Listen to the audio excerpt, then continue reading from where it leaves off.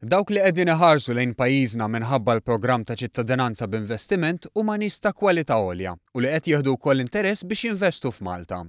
Għal dan l-avukat Michael Frendo meta kien qiegħed jieħu sehem fil-programm One Breakfast li ddiskuta s-suġġett. Dan wara li fl-aħħar jiem sar magħruf li diġà kien hemm iktar minn 400 persuna li applikaw. Il-kwalità ta' nies għall-inqas mill-esperjenza tagħna, naturalment tagħna hemm ħafna nies oħrajn involuti. Huma nies ta' kwalità li anki jażlu dal-programm fis-sens li hemm programmi oħrajn li jistgħu jintgħażlu. Hawnhekk dal-programm trid tagħmel investiment u trid tittieħ dan l-investiment trid titilqu minn idejk u ttieħ lill-istat u ttieħ il-gvern. Hemm programmi fejn ma trix titlaq dak il-flus minn idejk. Michael Frendo spjega kif dawn huma persuni patrimonju kbir u fil-waqt li hawn min jiġi għall-programm biss, oħrajn iħarsu lejn iktar minn hekk. Nafu ħafna nies illi jiġu għandna li jkunu għażlu l-Malta anke ħabba reputazzjoni. Għax jistgħu mmorru l-Bulgarija, jistgħu mmorru postijiet oħrajn, mhux qed nitkellem kontra postijiet oħrajn, nitkellem favur Malta, ġifieri Malta għandha reputazzjoni tajba u li jkollok il-passaport Malti allura għandha ċertu prestiġġju. U dan importantissimu. Aktar mill-flus u aktar anki mill-perjodu ta' residenza. Kevin Dagwara minn kumpanija ewlenija tal-beħ u kiri tal-proprjetà tkellem dwar kif hemm diversi klijenti li jibdew ir-relazzjoni tagħhom ma' pajjiżna billi jikru proprjetà.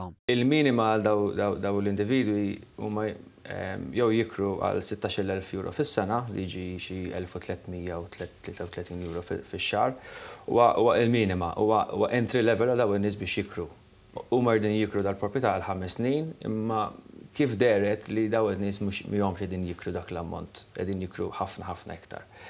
Il-leverage min-naħa tal-kumpanija tagħna qiegħda ta' xi 40,000 fis-sena, jiġi approximately 3,500 euros fix-xahar. Dawk li jixtru jridu jinvestu minimu ta' 350,000 euro. Imma fil-programm intqal li ħafna jibdew iħarsu lejn proprjetajiet li jiswew mal-1,000,000 euro. Is-suq tal-kostruzzjoni wkoll qed iwieġeb għal dan. Daw l-aħħar 6 xhur naf ċertu klijenti tagħna u kontratturi li din jinvestu ta' ċertu proprjetajiet ta' kwalità biex ikunu jistgħu jikkomodaw daw tip ta' klijenti.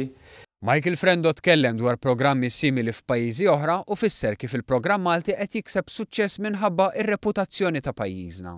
Sostanzjalment, però ħafna minnhom ikunu interessati fil-business u interessati fil-possibilitajiet tal-investiment. U anke interessati li jsir jafu l-pajjiż. Ir-reputazzjoni qed tinżamm anke bil-livelli ta' skrutinju li jsir qabel xi ħadd ikun approvat bħala applikant. Giovella Bonnici, iċ-Chairman ta' Identity Malta, ikkonferma li kien hemm applikazzjonijiet irrifjutati għaliex Identity Malta ma kienitx kuntenta bil-livell ta' skrutinju.